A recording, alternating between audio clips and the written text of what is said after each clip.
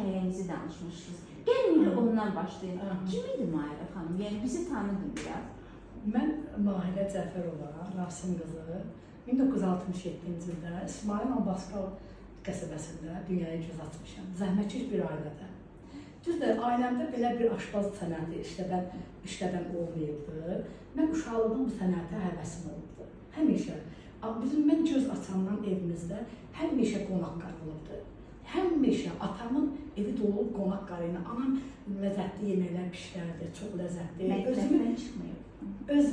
Mətbəxdən çıxmayıb anam heç vaxtı. Həmişə özümü verərdim anamın yanına. Deyərdim ki, bunu necə yeyirsən? Dedi, ay qız keç, yanarsan, balacasan. Eşdə oxuyordum ondan.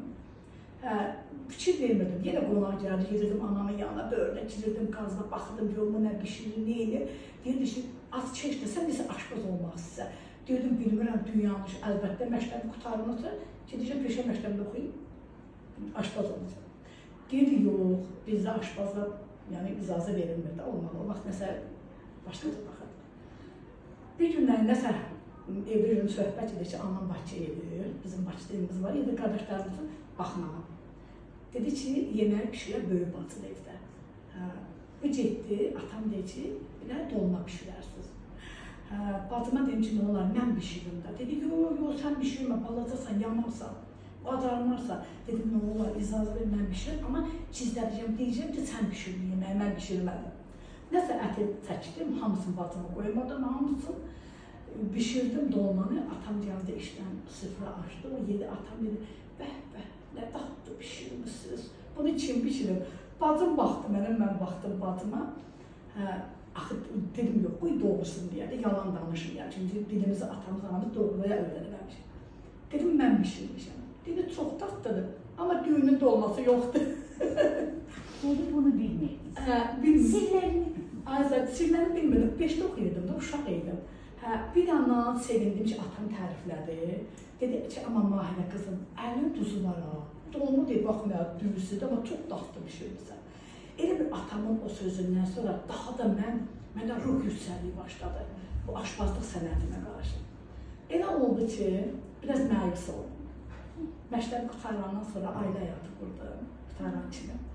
Üzr istəyirəm, 2 evlad dünyaya gəldi, başım evladlarımıza qarışdı.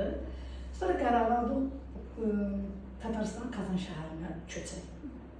Köçdük Tataristan Kazan şəhərinə, uşaqlar böyüdü, məktəbə gedirdilər, uşaqlar 4-də 5-də oxuyardı. Mənim qapı qonşum vardı, Tatarka, Rufiya. Həmişə gelərdim Tot Rufiyanın yanında, gördüm ki, Tot Rufiya bu piçkalar pişirir. Eliş, trigonik, çək-çək, piroqlar cürbəcədir. Elə baxırdım, bütün mənə deyir ki, Maxeylə, mən baxıram, sən çox həvəsin var belə şeylərə. Dedim Tot Rufiya, mən aşpazlığı sevirəm, mənə kömək elədə, mən o sənətə necə oxuyum, yəni mən 4 ildə kazandıyam, yəni bu yolu mənə göstər. Dedim, qızım, mən sənə göstərərəm. Bizim yanımızda dedi, Uçerni Center açılırdı, aşpazlıq üzrə. Ged oraya yazın. Mən də dedim, ixtiyarsın, yəni qoy yoldaşımla məsləhət edeyim. Gəldim evə, yoldaşıma dedim ki, yəni bu sənətə mənim çox həvəsim vardı. Özün də bilirsən ki, tatlı yemək pişirsən, özü fantaziyaları artırırsın, belə nəsə. Düzdür, mən 17 yaşında köçmüşəm. Köçəndən də özüm yeməklər pişirmişəm. Yəni əl qabiyyətim olurdu.